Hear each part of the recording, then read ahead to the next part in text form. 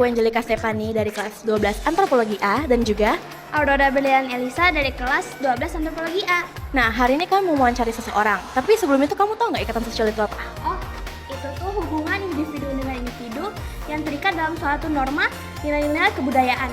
Tapi ada juga loh formal dan formalnya. Kalau yang formal itu biasanya kayak perusahaan besar, terus yang ikatan di rumah sakit, terus di sekolah seperti OSIS, ikatan guru-guru. Nah, kalau yang non formal itu biasanya kayak food vlogger, kayak YouTubers, TikTokers, dan yang paling sering aku dengar sih K-popers. Kamu tahu nggak? Tahu sih, tapi cuma dikit doang. Gimana kalau kita tanya aja langsung ke salah satu siswa di SMA Santo yang katanya tuh suka banget sama K-pop. Coba tuh, ayo. Yaudah, yuk.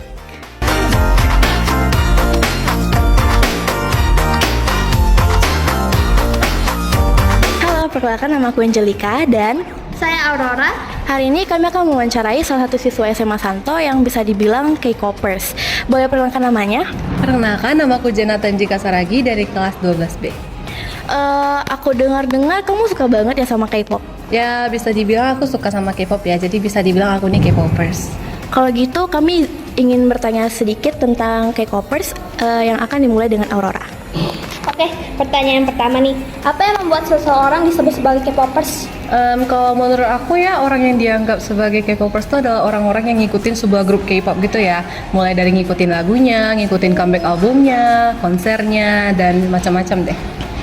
Oke, pertanyaan kedua. Apa alasan utama kamu menjadi seorang K-popers? Kalau untuk alasan mungkin aku bilang karena kesenanganku sendiri ya, karena kan tahun 2020 itu kan tahun-tahun yang dimana kita stay at home gitu, jadi gak punya hal banyak yang bisa kita lakuin. Jadi salah satu hal yang aku lakukan tuh dengan menonton acara show mereka, dengerin lagu mereka, bahkan kayak nontonin konser mereka gitu. Oke, habis itu pertanyaan ketiga. Seberapa sering kamu mengikuti berita terbaru tentang K-pop? Kalau untuk berita aku nggak terlalu ngikutin ya secara umum. Kayak misalnya aku nge-stand satu grup kayak Stray Kids, itu aku nggak bakal ngikutin jadwal comebacknya, jadwal ininya, tapi aku bakal ngikutin lagu-lagunya. Tapi kalau misalnya di agensi atau di apa itu ada berita yang besar banget, itu mungkin aku bakal cari tahu sih alasannya di mana, penyebabnya, bahkan aku cari unsur-unsur sampai bawah-bawahnya. Oh, oke. Pertanyaan yang keempat. Apa perbedaan antara seorang casual listener dan K-popers sejati? Sebenarnya K-popers sejati ini agak rancu ya dibilang ya, karena nggak banyak juga orang yang merasa kalau dirinya tuh K-popers sejati. Tapi kalau menurut pandanganku mungkin K-popers sejati itu bisa dibilang untuk orang-orang yang benar-benar ngikutin lagunya, benar-benar ngikutin comebacknya, beliin merchandise-nya, beli album dan lain banyak-banyak hal deh. Tapi kalau misalnya untuk casual listener, mungkin mereka tuh cuma mau mendengar musiknya aja tapi nggak terlalu ngikutin grupnya aja. Nah, pertanyaan kelima. Bagaimana pendapatmu tentang fan war di dunia K-pop? Kalau menurutku tuh fan war tuh hal yang aneh gitu ya, soalnya hal itu nggak pintar dan nggak pantas. Karena kayak mengapa mereka tuh harus war, harus perang satu sama lain, padahal grupnya sendiri tuh baik-baik aja. Antara grup satu dengan grup 2 tuh kayak nggak ada masalah, tapi fansnya sendiri yang buat masalah ke grupnya. Oh, ya. Nah, pertanyaan selanjutnya akan dilanjutkan oleh Angel. Selanjutnya itu apa fandom pertama yang kamu ikutin? Fandom pertama yang aku ikutin itu NCT, lebih tepatnya tuh NCT Dream tahun 2020-an, karena MV mereka tuh pas tuh Riding. Terus setelah itu aku mulai ngikutin mulai NCT 127, 127, Wavy, tapi mungkin aku nggak ngikutin NCT Wish sekarang. Terus kan kamu suka banget sama NCT nih. Kira-kira bias kamu siapa dan kenapa kamu bisa suka dia? Biasku di NCT tuh banyak banget ya, karena nggak bisa nih satu bias aja. Tapi yang pertama kali aku kenal tuh dari NCT Dream, itu tuh Hwang Renjun, orang Cina. Karena menurutku tuh pas pertama kali nengok MV Riding-nya tuh mereka suara tuh ganteng banget, jadi aku langsung kepincut sama dia. Terus mulai aku nge-stand dia, aku mulai nge-stand orang-orang lain, ngebiasin orang-orang lain. Contohnya tuh kayak Yang dari Wavy, yang dimana dia tuh member paling kecil atau paling muda di Wavy itu. Kenapa bisa kamu suka banget sama mereka di antara member lain gitu? Ada spesialnya nggak dari mereka berdua? Rasanya tuh kayak mereka tuh punya aura sendiri ya, terus mereka tuh langsung ngepincut gitu.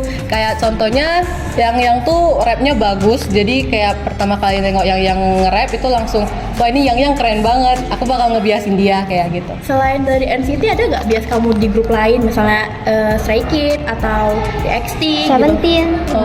Kalau grup lain yang aku stan itu contohnya ada Stray Kids, 80s sama Zero Base One. Nah ini di grup ini misalnya di Stray Kids aku suka sama Lino. Kalau misalnya untuk 80s aku suka sama Choi Jong Ho, member termudanya juga. Tapi kalau di Zero Base One aku suka dengan Kim Tae-ri, Kim Gyufin sama Han Yujin. Oke, selanjutnya kalau kamu bisa memilih cuma satu grup yang berdukung, kira-kira kamu pilih siapa? Aku bakal milih Stray Kids sih. Kenapa? Karena menurutku mereka tuh grup yang self-produce ya, jadi tuh keren banget. 3 dari 8 membernya itu bisa nge-produce lagu buat mereka tuh comebacknya setiap up 6 bulan segitu. Nah terus mereka tuh juga orangnya baik-baik, karena salah satu membernya dari berita yang aku ikutin, Felix itu dia ngikutin kayak menjadi relawan dari UNICEF ke Laos. Jadi dia tuh berinteraksi dengan anak-anak yang ada di Laos, dan itu tuh kayak heartwarming aja buat aku. Keren juga ya berarti Stray Kids. Berarti semua lagu mereka tuh rata-rata produksi sendiri ya? Iya, produksi sendiri. Keren. Terus ini nih, kalau kamu sebagai K-popers nih, pernah nggak sih kamu beli album atau merchandise gitu? Kalau beli albumnya sendiri mungkin belum pernah, tapi aku dulu pernah dikasih hadiah dari salah satu temanku.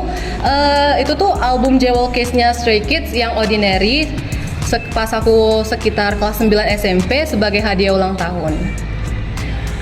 Itu tuh kalau nggak salah series Lino deh. Dapat PC-nya siapa tuh kira-kira?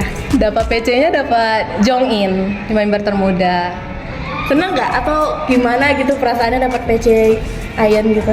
Seneng sih, karena pas itu kebetulan di masa-masa kayak di era Ordinary itu comebacknya di situ Ion emang ganteng, jadi bersyukur juga dapat MVC itu. Oke. Terus ini nih, sebagai K-popers sejati mungkin ya, kira-kira momen yang paling nggak terlupakan apa sih?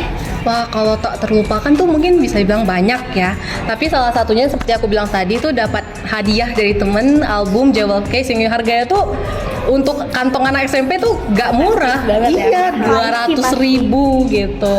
Terus juga dengan ngikutin fandom K-pop, aku juga bisa punya banyak teman-teman online. Contohnya tuh kayak teman yang aku punya jauh di Kalimantan gitu. Karena kami sama-sama gak suka sama Stray Kids. Dan yang terakhir, ini pasti semua orang bakal berhayal ya. Kalau misalnya suka sama seorang, pasti kayak gimana ya? Nih, perasaan kamu, kalau misalnya kamu ketemu bias kamu, apa yang kamu lakuin? Wah, perasaan aku pas jumpa tuh pasti kayak kaget kan. Wah ini misalnya nih aku ketemu sama Kim Tae-ri, kaget, ini Kim Tae-ri ngapain jumpain aku gitu kan.